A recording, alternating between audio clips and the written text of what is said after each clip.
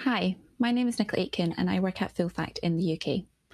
PhilFact is a team of independent fact checkers, technologists, researchers, and policy specialists, and we find, expose, and counter the harm that bad information does.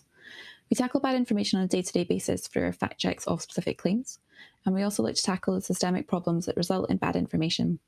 And as with many organisations this year, we've been working extremely hard to respond to the huge amounts of misinformation that have spread due to the COVID-19 pandemic. In many respects, COVID-19 is unprecedented. The speed of its spread and the impact it has had on lives and livelihoods around the world are extraordinary. And yet, health misinformation is not unique to COVID-19. During the 2015 Zika outbreak, for example, we saw claims that it was a man-made virus. One post making such a claim received over 500,000 views online. Likewise, when Ebola swept across West Africa, there were rumours that medical staff were carriers of the disease, which stopped many people from attending treatment centres.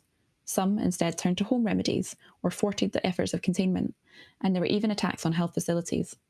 And then there's the anti-vaccination argument, involving long debunked, stubborn myths that just won't go away. And yet, COVID-19 still left many of us unprepared. We saw a huge amount of harmful health conspiracies, false claims about cures, and misconstrued statistics. Since February this year, PhilFact has published hundreds of fact checks on COVID-19 related claims. Some of these false claims led to real-world harm. Conspiracies about 5G causing health problems led to arson attacks in the UK. According to the BBC, in Nigeria, there was a spike of hospital admissions from hydroxychloroquine poisonings. Other claims caused confusion or sowed distrust. There have been various studies taken out of context to claim that children are immune to COVID-19 or cannot transmit it to others. There's also much confusion about the term coronavirus itself, with many missing the crucial context that coronaviruses are a large family of viruses that we've known about since the 1960s. That means perfectly normal references to coronaviruses on products, for example on cleaning products, that predate the outbreak can suddenly seem like evidence of a conspiracy.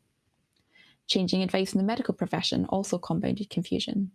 The advice in the EU about whether to take ibuprofen, a type of painkiller, changed over the space of just a few weeks. It started off with being safe and advised to take if you have a fever.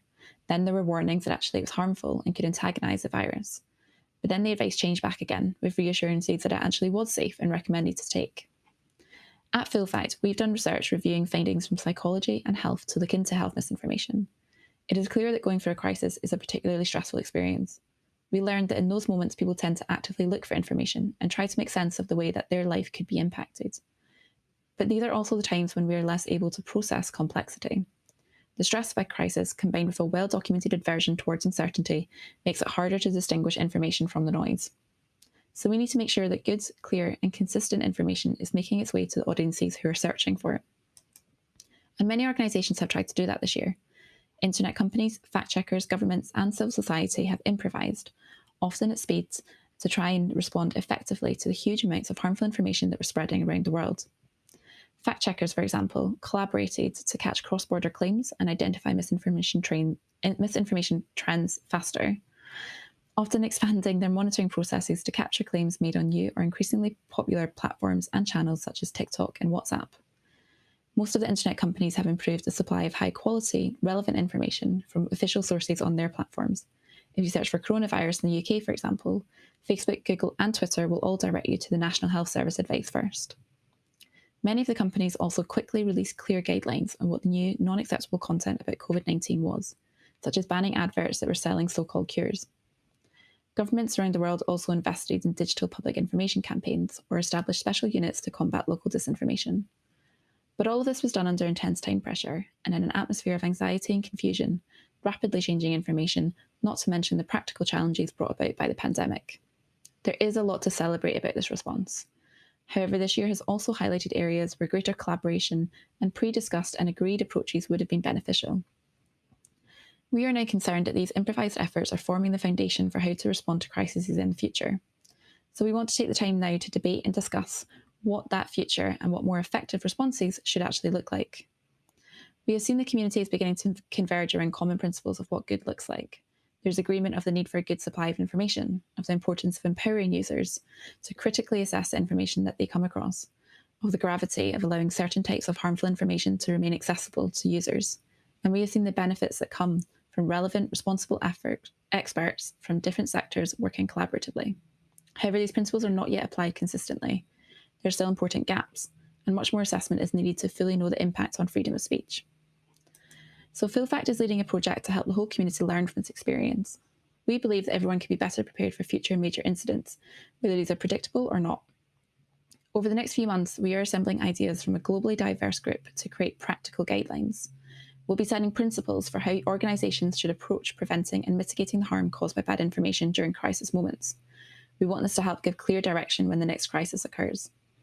This is not about responding to individual claims. It's about thinking about what happens when the information environment is shifted. It's about the processes, systems, collaborations, and other types of responses that can be stood up or scaled up, and in ways that allow for different contexts and different environments. We'll be having this conversation over the next 3 months. We are trying to identify the common issues that occur during crises. So, for example, when a terrorist attack happens, information can be difficult to verify, and speculation quickly emerges that often taps into existing conspiracies or hate narratives. During an election, issues can become polarised and partisan, which can change who audiences see as trustworthy or as authoritative voices. In a health crisis, it can take time to get evidence-based data, with much of the information beginning as anecdotes. Not giving ear to emerging narratives that then turn out to be true can be seen as a conspiracy or censorship. But equally, there's a responsibility to not spread information that could turn out to be false and harmful. Once we better understand these common issues that occur during crises, we will review the indicators that could determine risk or impact. Things such as gravity. Is there a likelihood of causing real-world harm? Scale. How many people is this reaching? Novelty. Have the audience seen things like this happen to them before? And growth. Is this reach growing beyond the usual audience you would expect to engage? Over the next few months, the team at Full Fact will be facilitating a conversation to explore and build consensus around this framework. We will also be publishing papers on our website that explore these issues in more depth. We want to hear from as many perspectives as we can. You can read more about this project on our website at fullfact.org and sign up to our newsletter to hear more.